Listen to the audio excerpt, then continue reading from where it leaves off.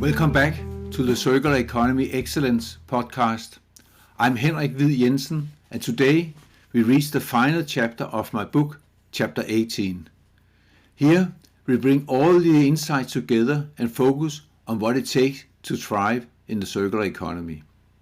As always, I used AI to analyze and interpret this chapter, creating a discussion between two artificial minds to help break down its key messages for you. I wrote this chapter because transitioning to circularity is not just about strategies and frameworks, it's about action.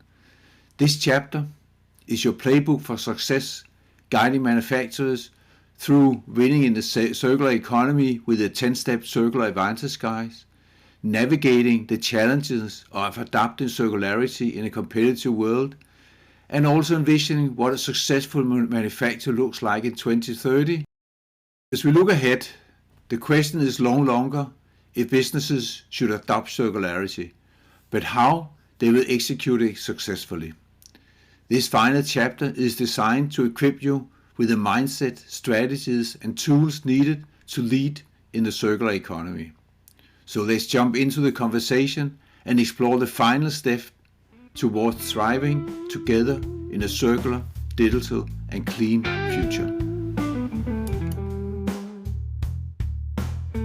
All right, ready to wrap up our deep dive into Henrik H. Hvid Jensen's Circular Economy Opportunities and Pathways for Manufacturers. Definitely. This is it, Chapter 18, Circular Economy as a Catalyst for Innovation and Growth. And Jensen really pulls it all together here, doesn't he? Absolutely. He lays out a pretty convincing argument for why manufacturers can't afford to ignore the circular economy, not just how to adapt, but how to use it to actually get ahead. It's like he's providing a roadmap to thrive in this new world, right? Not just survive. Exactly. And he gets pretty specific about how manufacturers can actually make this shift. He's got this whole 10-step circular advantage guide. And while we probably won't have time to go through every single step today, I'm curious, which of the steps really stood out to you as being like absolutely essential, especially for manufacturers who might just be starting to think about this whole circularity thing? Well, one that jumped out at me right away was step 3. Identify and leverage your unique strengths. I mean, so much of the conversation around sustainability can feel kind of generic, right? Like every company is supposed to fit into the same mold. But Jensen's reminding us that every manufacturer has its own strengths, and those strengths can be a real asset in the circular economy. Yeah, absolutely. It's not a one-size-fits-all approach, right? Exactly. It's about figuring out what makes your company unique and then figuring out how to use those strengths to stand out in this new landscape. I like that. Play to your strengths, but in a sustainable way. Right. And I think that leads into a concern that a lot of manufacturers probably have, which is that going circular means sacrificing profits or slowing down growth. But Jensen actually argues the opposite. Oh, absolutely. He spends a lot of time in this chapter debunking that myth. I mean, think about it like this. Imagine you're a company that's heavily reliant on, say, some rare earth metal for your product. Okay.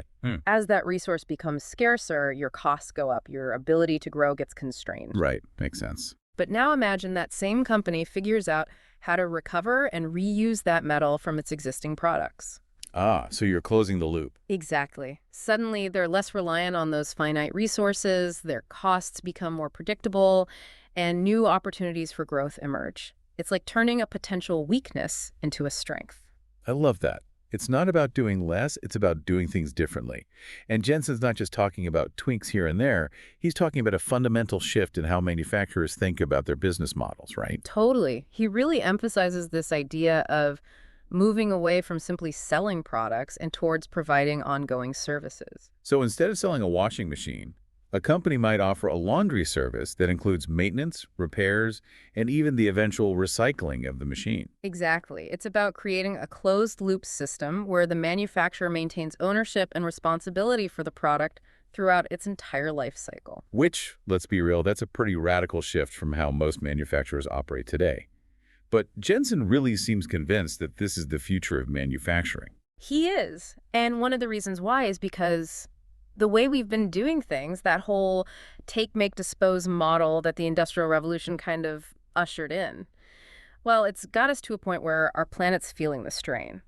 Yeah, it's a point he's made throughout the book, but it's definitely worth revisiting, especially in this final chapter, as we're thinking about this big shift towards a circular economy. Yeah. It's easy to get caught up in the day-to-day, right? Absolutely.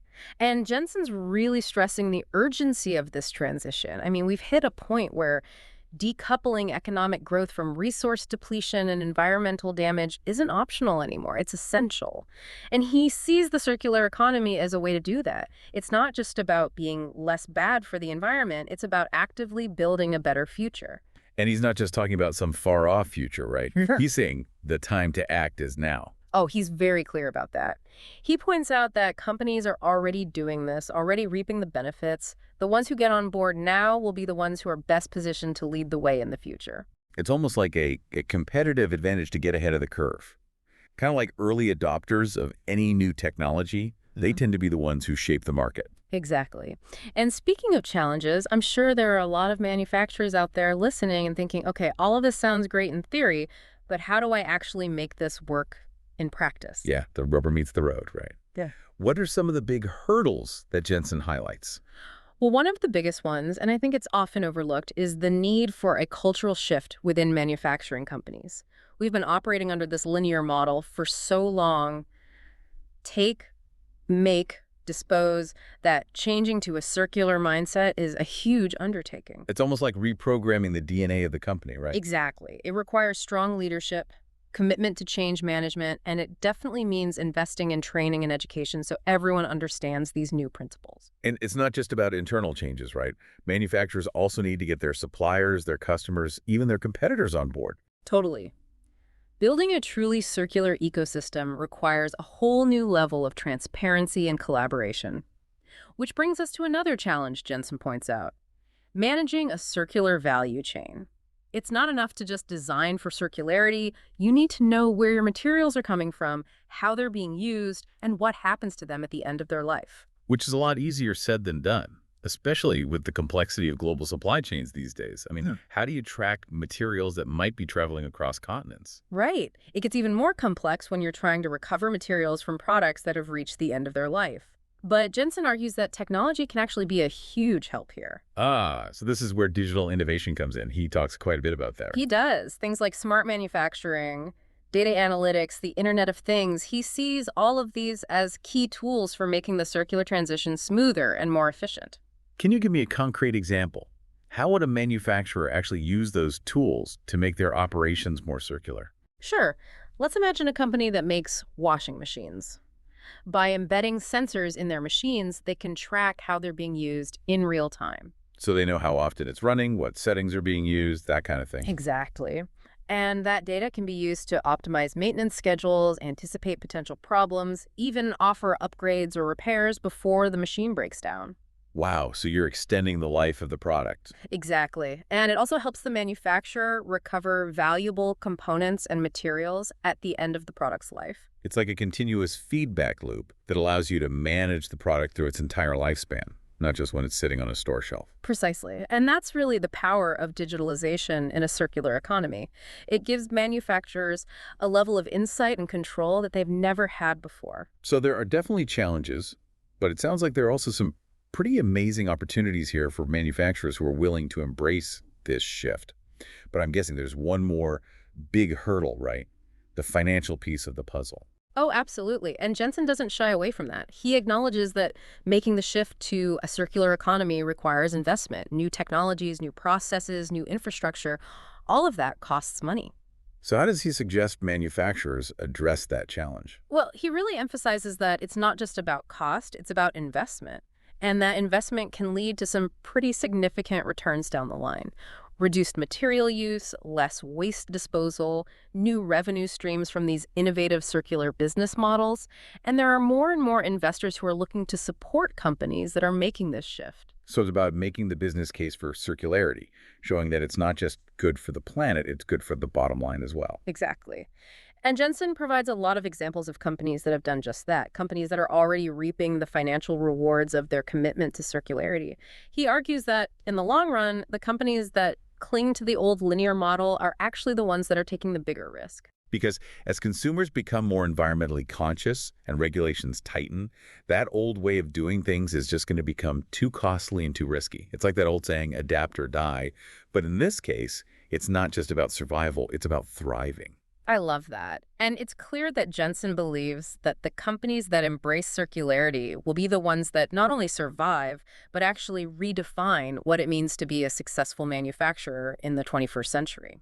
All right, so we've covered a lot of ground here. The key steps in Jensen's guide, the challenges, the opportunities, the role of technology. But where do we go from here? What's the next step for our listeners who are ready to put these ideas into action? Well, that's exactly what we're going to dive into when we come back. Jensen provides a really concrete call to action, specific steps that manufacturers can take right now to start their journey towards circularity. Can't wait to dig into that. Stay with us. Back again. So before the break, we were getting into how manufacturers can make circularity work for them. But Jensen doesn't just lay out the theory here in this last chapter. No, he doesn't. He's pulling in a lot of what we've seen in earlier chapters, the examples, the case studies, almost like he's anticipating those yeah, but questions. Yeah, right, exactly. Like, remember how we talked about shifting from selling products to providing services? It can sound kind of radical. Yeah. But Jensen brings in those real-world examples to show it's already happening. Those washing machine companies that are basically leasing them instead of selling them. That's a perfect example. Or those software companies that are shifting to subscription models and offering continuous updates and support. It's not just about the initial sale anymore. It's about building those long-term relationships. And that ties in with another point Jensen keeps coming back to, this idea of rethinking what we even mean by value in a circular economy. Yeah, in a linear economy, value is something that's created during production and then kind of gradually decreases as the product gets used up, right? Right. But in a circular economy, it's about preserving and maximizing that value throughout the entire life cycle. So instead of just extracting value, we're trying to maintain it. Exactly. And that means rethinking how we see resources, too. Yeah. We have to move beyond this idea that waste is just something to be thrown away. Right. And start seeing it as a valuable asset that can be brought back into the system.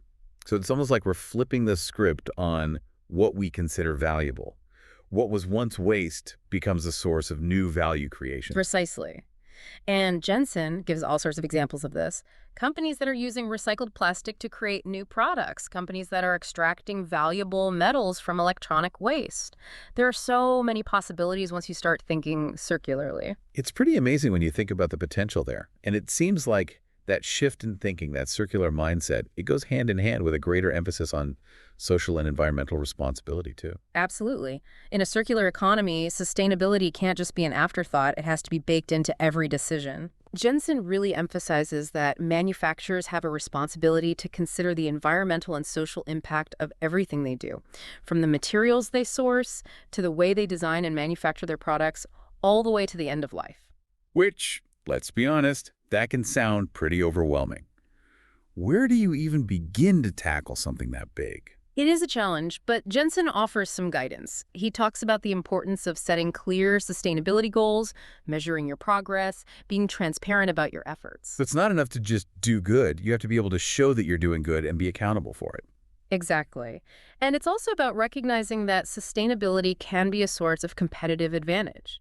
It's not just a cost of doing business. It can actually be a way to differentiate yourself, attract customers, and even attract investors. Which brings us back to that idea of circularity as a path to success, which Jensen talks a lot about. Right. He makes the argument that companies that cling to that old linear model are actually the ones that are putting themselves at risk in the long run. Because sooner or later, consumers are going to demand more sustainable products, regulations are going to get stricter, Absolutely. and those companies that haven't adapted are getting left behind. They will. And I think Jensen's vision goes beyond just adapting. It's about embracing this change and using it to redefine what it means to be a successful manufacturer. So it's not just adapt or die, it's adapt and thrive. That's a great way to put it. And Jensen seems pretty confident that the circular economy is the key to doing just that. All right, so Jensen's laid out the why. He's given us examples. He's addressed the challenges. But this being the last chapter, he doesn't stop there. No, he doesn't. He gives us the how. That roadmap to actually making circularity a reality. And that's what we're going to get into when we come back. Stay tuned. Okay, so we've talked about why circularity matters, why it's a good thing for manufacturers to embrace, but we've also talked about some of the hurdles, right? Right, yeah. But Jensen doesn't leave us hanging. He actually gives us this roadmap for making it happen. He does, yeah. So where do we even start? Well, he's got this three-phase approach, and the first phase is all about taking action, like right now. Today, no more excuses. No more excuses. He wants manufacturers to take a hard look at what they're doing today and start identifying those places where circular economy principles can be applied. So really take inventory. Yeah, exactly. What materials are you using? How are your products designed? What happens to them when they reach the end of their life? It's all about figuring out where those circularity opportunities are. And I like that he doesn't just say, figure it out. He gives some really specific places to start, right? Oh, yeah, absolutely. He really emphasizes design as a starting point. He's challenging manufacturers to start thinking about circularity right from the beginning of the design process. So instead of designing a product that's meant to be used for a few years and then tossed out, Right. you're designing it to last longer, to be repaired, to be upgraded. Yeah, and to be easily disassembled so the components can be recovered and reused. It's like shifting from that design for obsolescence mindset to design for longevity. Absolutely, and it's about making sure those products can easily be reintegrated into the system at the end of their life, too. Okay, so design is huge. What else does he recommend focusing on in those early stages? Well, another big one is communication. He talks about the importance of getting your whole team on board with this, letting your employees know this is the direction you're going in, your suppliers, your customers, even your competitors. It's about bringing everyone into the loop. Because you can't build a circular economy in isolation, right? Exactly. And it's not just about preaching to the choir either. It's about reaching out to people who might be skeptical, who might not fully understand the benefits of circularity, and really making the case for why this is important, not just for the environment, but for the long-term success of the business as well. So you've done that initial assessment. You're starting to rethink your design process. Yeah. You're bringing your team on board. What's next? Well, Jensen calls the next phase, what should a manufacturer do next? And it's all about preparing for those practical changes that come with actually scaling up circularity. So he talks about upgrading your IT infrastructure to handle the complexity of tracking materials and products throughout their whole life cycle. Because if you want to create a truly closed-loop system, you got to know where everything is at all times, right? Exactly. You need to be able to track materials from their source through manufacturing to the customer and then back into the system for reuse or recycling. It's a lot of data. It is. And along with that, he talks about rethinking your supply chains, working with suppliers who are also committed to sustainability and who can help you reach your circularity goals. Because you could have the most perfectly designed circular product in the world. But if you can't source the materials responsibly or get them back at the end of life, it's not going to work. Right. The whole system breaks down. And finally, he encourages manufacturers to start experimenting with those circular business models we were talking about earlier. Yeah. Maybe pilot them on a small scale to see what works. Exactly. Get some data, learn from those experiments, and then you can start scaling up your efforts as you gain confidence. So it's a gradual process, but it's a process that can lead to some pretty significant changes. It can. And that brings us to Jensen's final phase, which he calls, what should a manufacturer do later? Okay, so now we're talking about fully embracing circularity, right? Yeah. Making it core to how the business operates. Exactly. It's about scaling up those successful pilot programs, expanding your network of service providers to support repairs and remanufacturing, and really using digital technologies to create that seamless, transparent, circular ecosystem we were talking about. So this is where it all comes together. It is. And Jensen makes it clear that this is a journey. It's not something that happens overnight, but it's a journey worth taking. So Jensen's given manufacturers a lot to think about here, and it's clear that he's really passionate about this topic. He is. But as we wrap up, I'm curious, what's the one big takeaway you hope our listeners will leave with today? You know, I think the most important thing to remember is that this isn't just some abstract concept. Circular economy is happening now. It's the future of manufacturing, and the companies that embrace it, they're the ones that are going to thrive. They're the ones who are going to be creating value, not just for themselves, but for the world around them. Exactly. Well, I think that's a great place to leave it. That's our deep dive into Henrik A.F. Jensen's circular economy opportunities and pathways for manufacturers. We've covered a lot of ground here, but this is just the beginning of the conversation. It is. And until next time, keep learning, keep exploring, and keep diving deep. I hope today's discussion gave you the clarity and motivation to take real action towards circular success. If you take away 3 key insights from this final chapter, you should have noted that circularity is not just a trend, it's the defining business transformation of the decade. By 2030, leading manufacturers will be circular, digital and clean, using intelligent systems to maximize product value. You should also have noticed that challenges exist, but a structured roadmap makes them manageable. The 10-step Circular Advantage Guide provides a clear action plan for manufacturers looking to implement circular strategies. The last thing to note is that the time to act is now. The companies that embrace change today will be the ones that win in a circular economy tomorrow. My book may be ending, but your journey is just beginning. To take the next steps, I encourage you to get my book, where I provide the complete roadmap for manufacturers to transform their business models for long-term circular success. And because circularity is an evolving landscape, I continue to add fresh insights and updates at circularpathwaysbook.com. As this is the final episode in this series, I want to take a moment to thank you for listening.